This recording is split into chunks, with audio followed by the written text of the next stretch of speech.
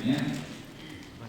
Glasovanje je bilo v prostorih Državnega zbora dne 11. januarja 2012.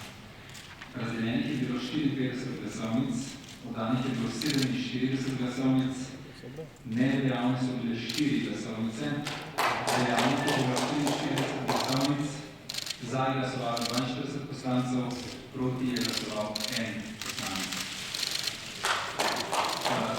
Kandidat Zoran Janković ni sprejel večine glasov poslancev, zato ni bil izvoljen za predsednika vlade Republike Slovenije.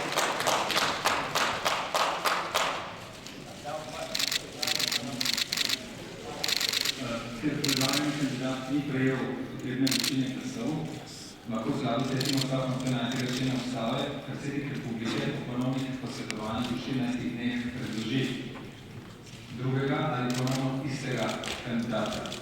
Prav tako pa lahko predlagajo kandidata za predsednika vlade tudi poslanska skupina ali skupina najmanj 10 poslancev.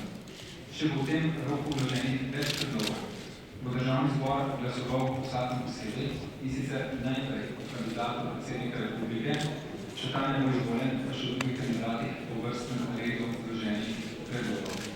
S tem zaključujem to točko dnevnega reda in prekinjam sejo za 10 minut, nadaljujemo 17.4.